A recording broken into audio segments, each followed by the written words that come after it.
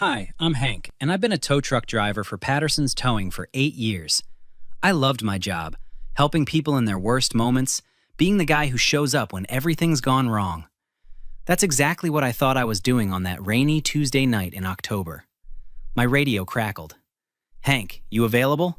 Got a stranded vehicle on Route 9, family with kids."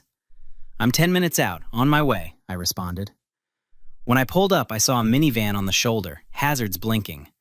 A man was standing in the rain with two small kids huddled under his jacket. His wife sat in the driver's seat, looking stressed. I jumped out. "Hey there, I'm Hank. What's going on?" The man looked relieved. "Thank God. I'm Marcus. This is my wife Jennifer and our kids. The engine just died. We're trying to get to my mother-in-law's. She's sick."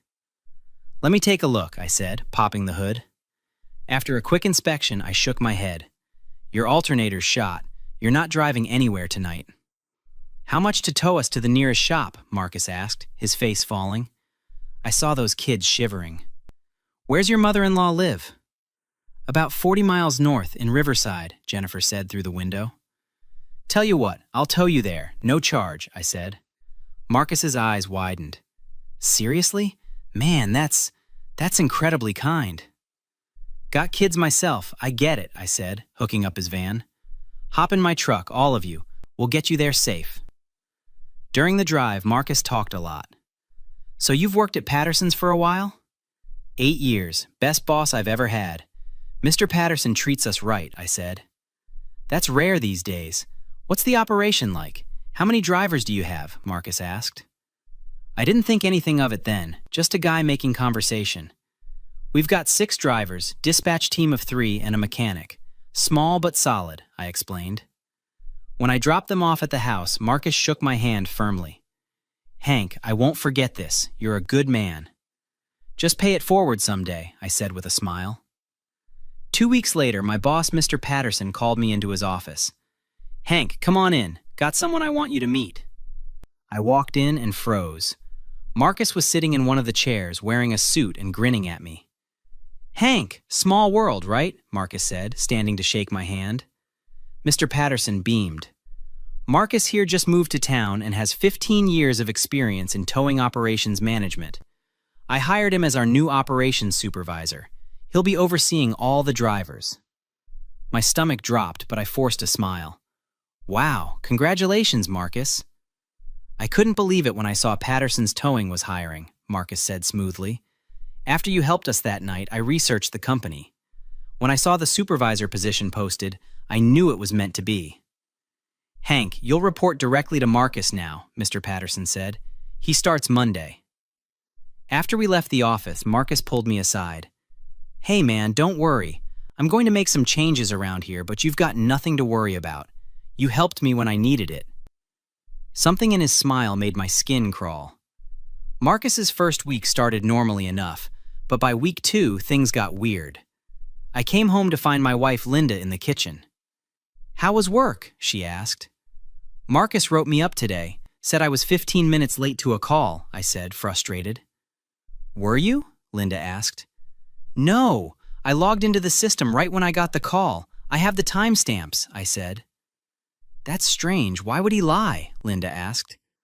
"I don't know, but it's the 3rd write-up this week, all for things I didn't do," I said. The next day, I confronted Marcus in his office. "Marcus, we need to talk about these write-ups. The timestamps don't match what you're claiming." He leaned back in his chair.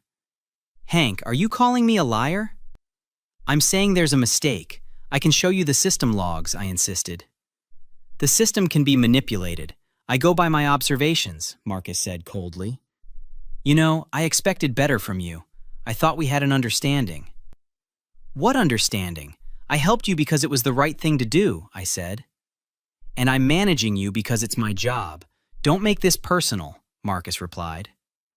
Over the next month, it got worse. Marcus assigned me the worst shifts, gave credit for my tows to other drivers, and wrote false reports claiming I was rude to customers. I called my best friend and former coworker, Jake. "Man, something's really wrong. Marcus is systematically destroying my record." "Why would he do that? You literally saved his family that night," Jake said. "That's what I can't figure out. Unless... Jake, what if he wants my job? I realized. You're the senior driver. If you get fired, someone moves up. But why go through all this? Jake asked. I don't know, but I need proof. Real proof, I said. The next morning, I called an employment lawyer named David Chen that Linda found online. Mr. Chen, I think my supervisor is falsifying records to get me fired, I explained in his office. David took notes. Tell me everything from the beginning. I explained the whole situation. Helping Marcus, him getting hired, the write-ups, everything. Do you have any evidence that these reports are false? David asked. I have system timestamps, dash cam footage from my truck, and text messages from satisfied customers, I said. David nodded. Good. Here's what we're going to do. Document everything from now on. Every interaction, every assignment, every write-up. I need dates, times, witnesses. Can I record conversations? I asked. Texas is a one-party consent state. If you're part of the conversation, yes, David confirmed. For the next 3 weeks, I became a documentation machine. I recorded every meeting with Marcus, saved every email, kept copies of every work order. Then I hit gold. I was in the office early and heard Marcus on the phone in his office. The door was slightly open. Yeah, Mom, it's working perfectly, Marcus said. Patterson loves me. Once I get Hank fired, I'm positioning myself as his replacement when Patterson retires. I know. That stupid tow truck driver thought he was being a hero. Well, his kindness gave me the perfect opportunity. I learned everything about this company that night. No, he has no idea. Another week or two, and he's done. I recorded the entire call. I drove straight to David's office. I've got him. David listened to the recording twice. This is exactly what we needed. He's admitting to systematic fraud and manipulation to eliminate you for a job he wants. What do we do now? I asked. We request a formal meeting with HR and Mr. Patterson. We present everything, the timeline, the falsified reports, this recording, and demand a full investigation, David said. Will they listen? I asked. With this evidence, they have to. If they don't, we have grounds for a lawsuit that could destroy the company, David replied. That night, I told Linda everything. She listened to the recording and her face went pale. Hank, this man is dangerous. He used your kindness to steal your livelihood, Linda said. I know, but we're going to stop him, I said. David sent a formal letter to Patterson's Towing requesting an immediate meeting with Mr. Patterson and HR manager Sarah Rodriguez. They agreed to meet Friday morning. When Friday came, I walked into the conference room with David. Mr. Patterson and Sarah were already there. Marcus walked in looking confident. What's this about, Hank? Mr. Patterson asked. Sir, I have evidence that Marcus has been systematically falsifying my employment records to get me terminated, I said. Marcus laughed. This is ridiculous. Hank's been underperforming and now he's making wild accusations? Let's hear what they have, Sarah said professionally. David opened his laptop. I have system timestamps proving Hank was never late to the calls Marcus wrote him up for. I have dash cam footage showing professional customer interactions that Marcus reported as rude behavior. I have text messages from customers praising Hank's service on days Marcus claimed there were complaints. Mr. Patterson's face hardened. Marcus? Those could be doctored, Marcus said, but his voice wavered. And there's this, I said, playing the recording. Marcus's voice filled the room. That stupid tow truck driver thought he was being a hero. His kindness gave me the perfect opportunity. The color drained from Marcus's face. That's taken out of context. Is that your voice? Sarah asked sharply. Yes, but, Marcus stammered. Did you falsify reports about Hank's performance? Mr. Patterson demanded. Marcus stood up. Look, I was just trying to improve efficiency. Answer the question, yes or no, Sarah said. Yes, but Hank wasn't performing at the level we need, Marcus started. His performance reviews from before you arrived were excellent, Sarah interrupted, pulling out a file. Hank has been Employee of the Month 6 times in 8 years. Mr. Patterson stood up. Marcus, you're suspended immediately, pending a full investigation. Leave your keys and badge with Sarah. You're not to contact any employee or enter company property. You can't do this! I'm your operations supervisor, Marcus shouted. You're a liar who committed fraud to destroy a good employee, Mr. Patterson said coldly. Get out of my building. 3 days later, Sarah called me. Hank, can you come in for a meeting? Bring your attorney. David and I arrived to find Mr. Patterson, Sarah, and the company's corporate attorney in the conference room. Sarah spoke first. Hank, we've completed our investigation. Marcus falsified 17 separate reports over 2 months. He also accessed your personnel file without authorization and manipulated dispatch records to assign you the worst calls. What happens now? I asked. Mr. Patterson leaned forward. Marcus has been terminated for cause. We've also filed a police report for fraud and computer crimes. The district attorney is reviewing whether to press charges. Additionally, the corporate attorney said, we're offering you a settlement for the emotional distress and potential lost wages from his actions. We're also promoting you to senior operations driver with a 20% raise. I looked at David. He nodded. I accept, but I have one condition, I said. What's that? Mr. Patterson asked. I want a formal apology from this company. What happened to me shouldn't happen to anyone else, I said. Sarah nodded. Agreed. We're implementing new oversight protocols and a direct reporting system for complaints about supervisors. That evening, Linda hugged me tight when I got home. I'm so proud of you. You didn't let him win. I just documented the truth. He destroyed himself, I said. Still, you could have just accepted being fired.